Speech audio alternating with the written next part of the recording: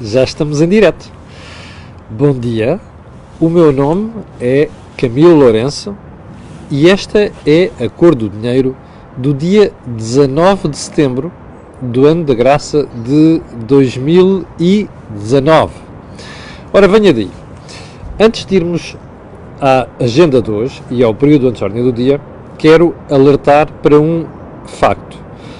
Dê uma olhada no think tank de ontem com o Jorge Marrão e o Joaquim Aguiar. E porquê?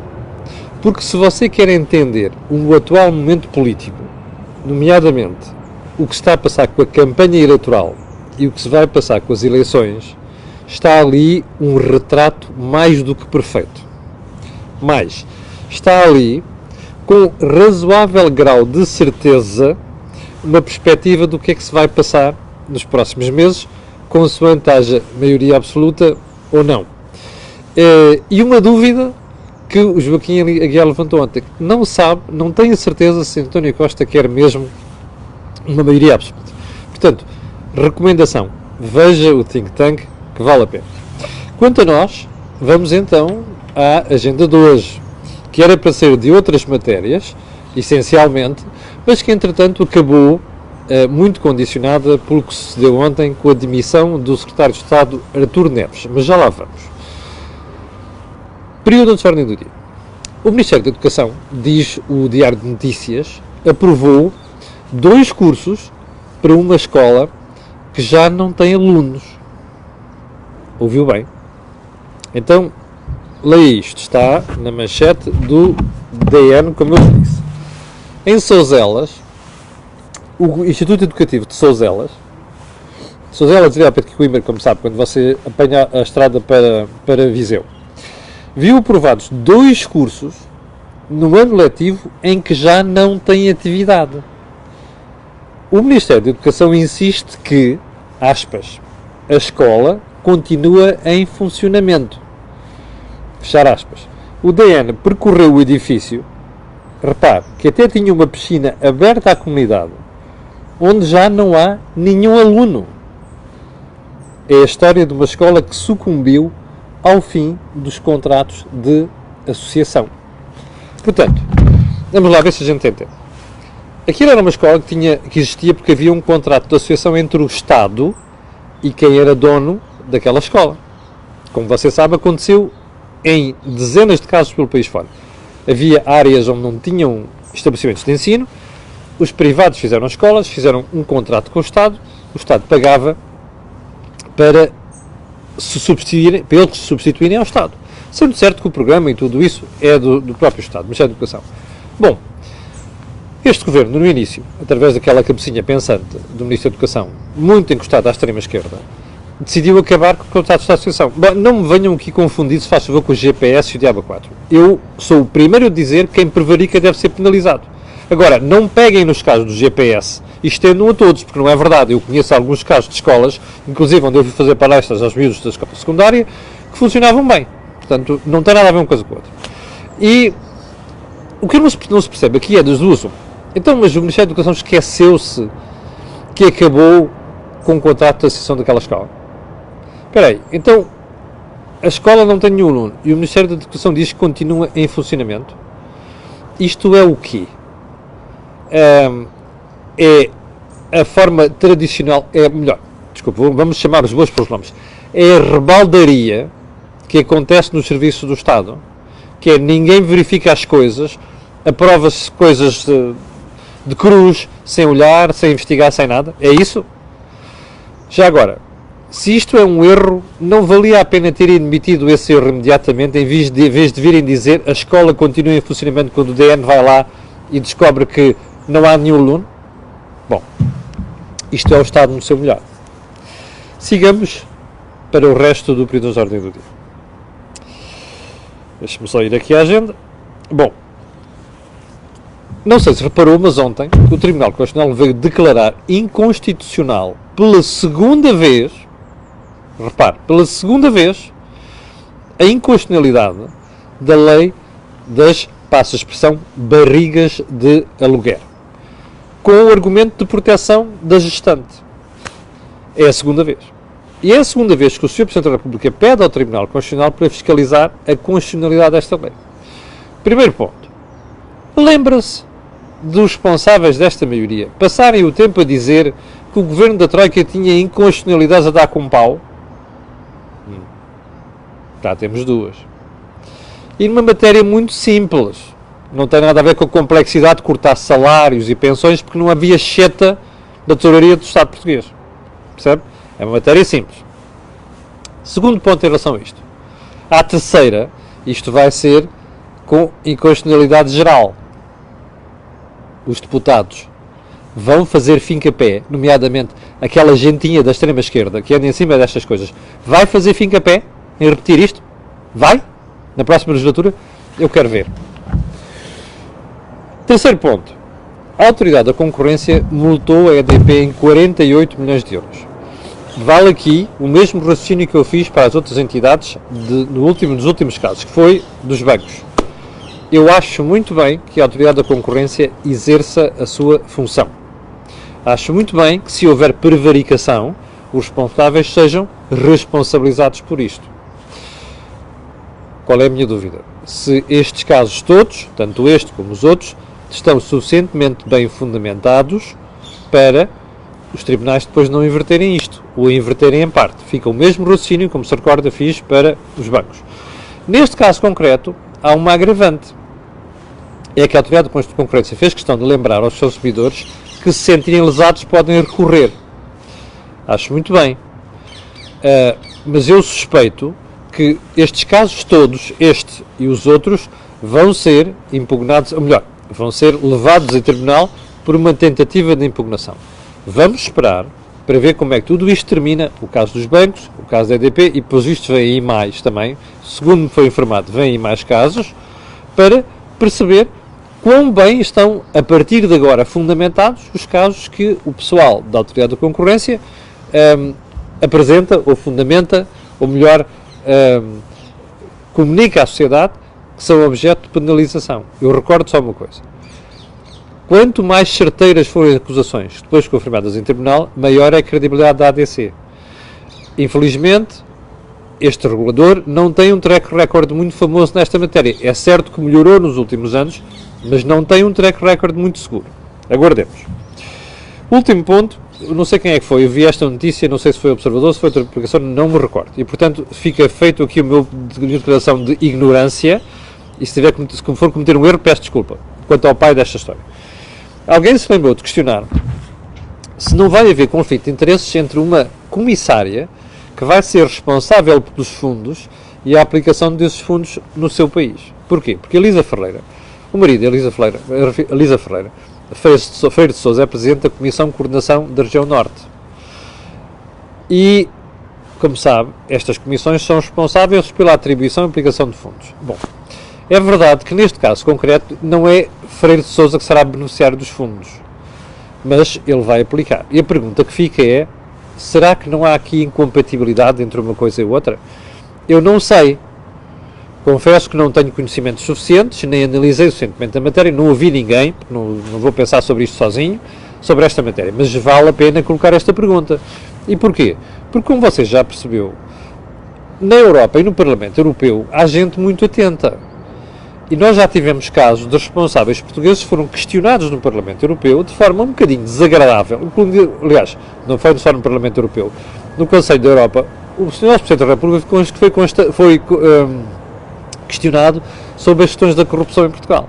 Portanto, é bom que estejamos atentos a isto e, sobretudo, que não fique qualquer dúvida, que é para não haver a exposição do Estado português em instituições internacionais que não ficam nada bem para a imagem do país. Bom, então vamos lá à agenda 2.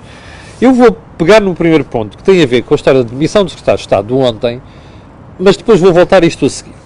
E vou voltar porquê? Porque não podemos passar ao lado da campanha eleitoral. Aliás, tudo isto tem que ser enquadrado no âmbito da campanha eleitoral. Primeiro ponto. O caso que envolve o Secretário de Estado, Artur Neves, é grave. Melhor, é muito grave. Mais longe, é mais grave ainda do que nós pensávamos e do que nos foi dado a entender. E porquê é que eu digo isto? Repare, não está em causa apenas as golas antifumo, que afinal eram, não é incandescentes, mas enfim, inflamáveis ou próximo de inflamáveis, não interessa. Isso para já é o que tem menos importância. É porque, bom, não é que o caso seja de menos importância, não é? Pagar por golas o dobro do que se poderia pagar em mercado é estranho, não é? Ir buscar empresas que têm sede num parque de campismo, pé da queima dela, é estranho. Ir buscar empresas que pertencem a pessoas ligadas ao Partido Socialista é estranho. Ir buscar um lote de empresas que não têm nada a ver com aquela atividade, que é para dizerem que não, também é estranho. Ou seja, já aqui há muita coisa estranha, como nós falámos na altura. Mas o problema é que isto não chegou até aqui. E porquê é que eu digo isto? Eu ontem estava a ouvir a história da notícia e a pensar assim, espera aí, primeiro ponto, mas porquê é que isto aparece agora? Já lá vamos à questão do timing. Mas eu quero chamar a atenção para duas coisas. Em primeiro lugar, JN, de hoje diz assim, contratos de 2 milhões de euros. Sob suspeita fazem cair governante. Atenção, 2 milhões de euros. Já não são os 125 mil, mais não sei quantos mil, estava 300 mil à volta disso, que aquelas empresas beneficiaram por terem fornecido o Estado. O público vai mais longe. Excelente trabalho do público, parabéns, olha, palmas. Como vê, eu elogio quando tenho que elogiar e critico quando tenho que criticar. PJ passa a pente fino contratos de quase 2 milhões de euros celebrados pelo Estado com empresas privadas. O Secretário de Estado da Proteção Civil, Artur Neves, é constituído arguido e demite-se. Atenção, não foram buscas aleatórias, por causa de não, há aqui mais história no meio disto tudo. Aliás, eu estava a achar estranho que o caso demorasse tanto tempo. Bom, como diz o JN, estão em causa irregularidades nas golas inflamáveis e outros ajustes diretos. Quais são os ajustes diretos? Parece que são estes do SMS, sistema de SMS, e parece que não é apenas isso. Bom, repare-me por lá. Porque é que... Não é porque é que... É grave o montante. É grave não serem apenas golas.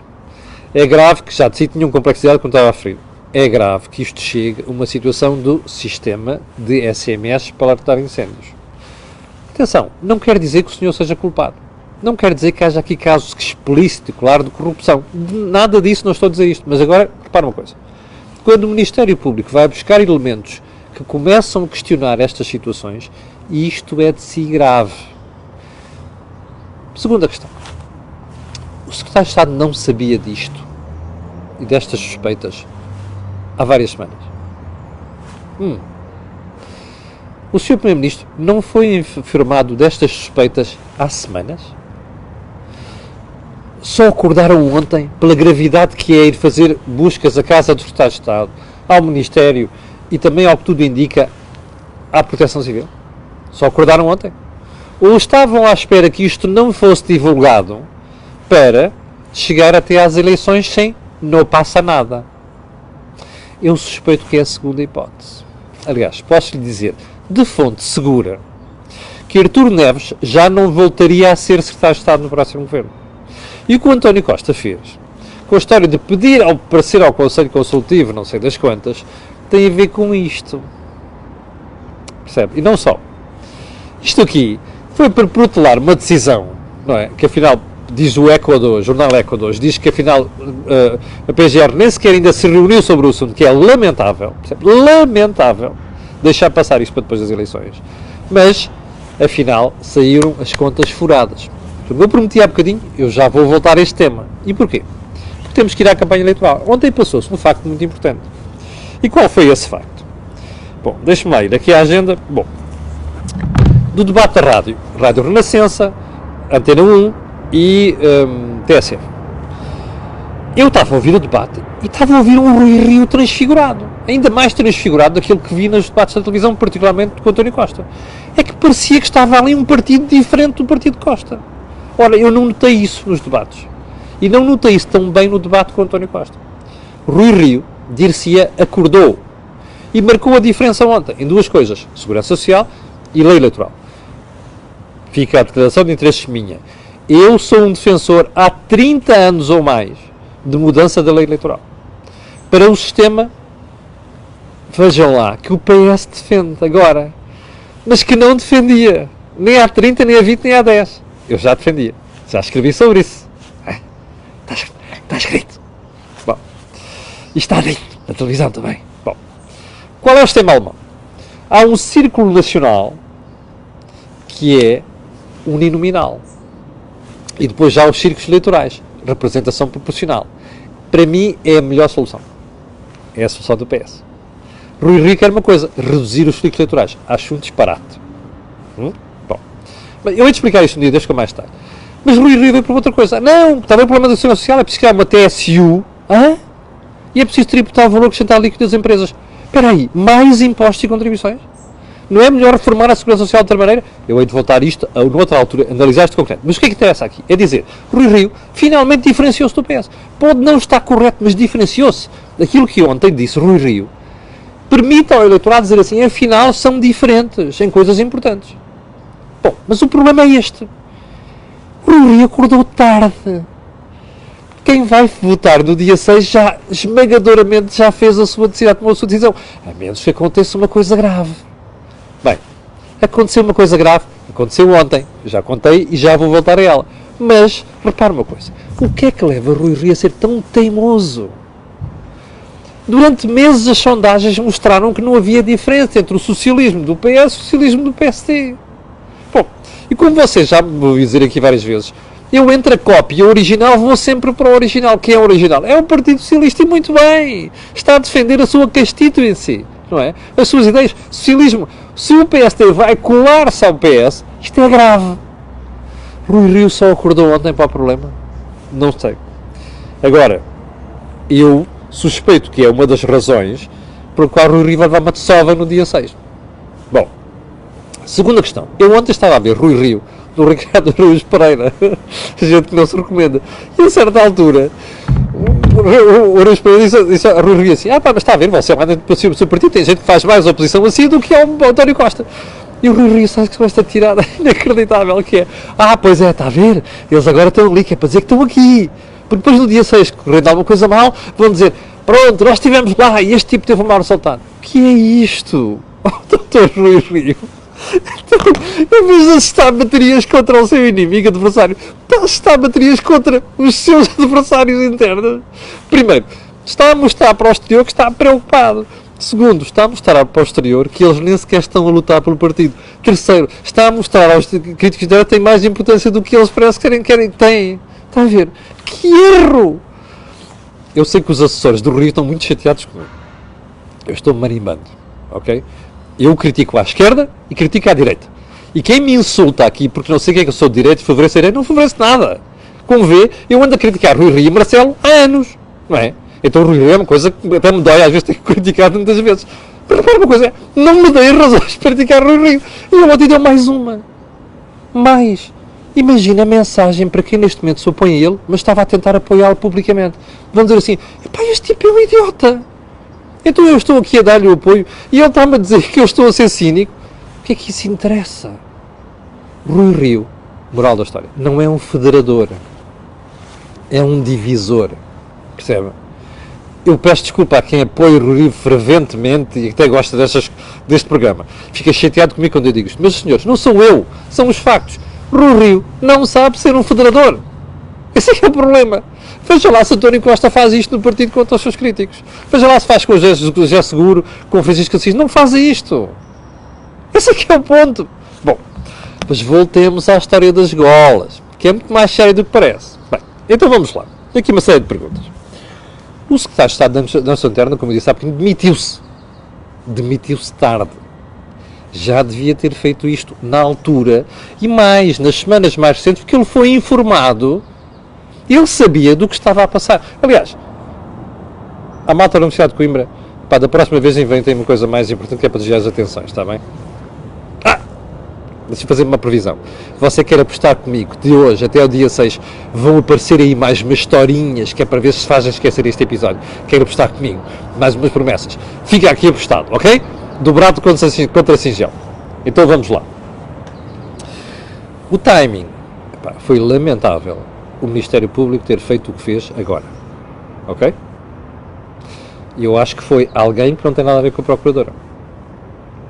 Isto passou para a opinião pública a ideia de que existe motivação política aqui. Foi um erro. E foi um erro por outra razão. Porque o Ministério Público explicou porque é que só fazia agora. Porque estavam a combater incêndios. Caramba, espera aí, e se houver um incêndio hoje e amanhã? Isto não é justificação. Das duas uma. Ou fazia isto mais cedo, ou fazia depois das eleições. Não devia ter feito agora. E eu até acho que devia fazer antes. Mas era mais cedo. Olha quando estava a decorrer os incêndios. Porque agora em cima da campanha vai passar a opinião, a ideia de que existe aqui manipulação da justiça pela política. Ou melhor, que a justiça tem um incentivo político no meio disto tudo. Isto é um erro. Bom, segundo ponto. É esta pergunta. A justiça quer influenciar a política? É lamentável. Foi a mensagem que se passou. Terceiro ponto. A reação de António Costa. António Costa, não. Tudo confortável. Confortável. Você viu a cara de António Costa? Viu-lhe algum sorriso? Ele tem sempre sorriso. Viu algum sorrisinho dele? E quando o jornalista pergunta, então isto não preocupa? Não, se a justiça funciona, pois a justiça funciona, só que desta vez é grave. E mais, eu não estou nada convencido que isto não vai ter efeito à última hora em algumas pessoas, nas eleições. Não estou nada convencido disso. E isto pode ser um daqueles pozinhos que pode tirar a maioria absoluta de António Costa. Portanto, ele não está nada tranquilo. Seguindo, a demissão tem impacto nas eleições? Eu acho que pode ter. Não é claro ainda, depende dos desenvolvimentos dos próximos dias. Como vocês sabem, os jornais vão começar a dar informações sobre isto. Os jornais, fala a imprensa em geral. Terceiro, o que é que o PS vai fazer agora? Eu vou apostar consigo. O PS vai aparecer com uma série de fé diversas a partir de agora até o dia 6, que é para desviar as atenções disto. Mas a mancha está lá. Este é que é o ponto. A mancha está lá. Agora, vamos aos outros. Aos blocos da vida. Catarina Martins ontem diz assim, espera aí, mais do que admissão, quer explicações. Oh, Catarina, porquê é que acordou ontem? A senhora é apoiante. Espera aí, desde o dia em que isto foi detectado até ontem, a Catarina esteve calada. Acordou ontem. Espera aí, e ela diz mais. Não sei quantos, o chefe de administração interna ficou a fazer um inquérito e não sei mais nada. Então, Catarina, porquê é que não perguntou isto anteontem, anteontem e o Roy com parte de ontem, lá mais para trás? Acordou ontem? Catarina, faça-nos um favor, nós não somos parvos, você calou-se porque lhe deu jeito de estar calada.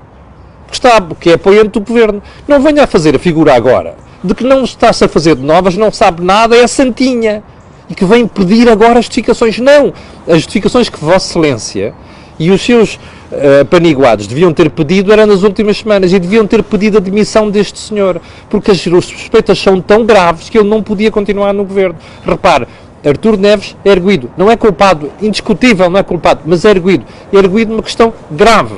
E isto não tem apenas a ver com golas, que gera um problema grave, tem a ver com outras coisas, com outras suspeitas. Portanto, é isto que está em cima da mesa. Portanto, pensar que isto não vai ter impacto nas eleições é um erro, mas eu acho que a Catarina Martins percebeu isso e por isso é que quis capitalizar ontem. Mas é assim, quem está deste lado não é estúpido. Chegamos ao final da conversa de hoje. Eu quero dizer que amanhã às 8 da manhã estaremos aqui e quero pedir às 1900 pessoas, exatamente, que estão em direto e a quem eu agradeço o apoio ao canal, que coloquem um gosto e façam partilha nas redes sociais, porque aquilo que houve aqui não houve em mais sítio nenhum. Obrigado, com licença, e até amanhã às 8.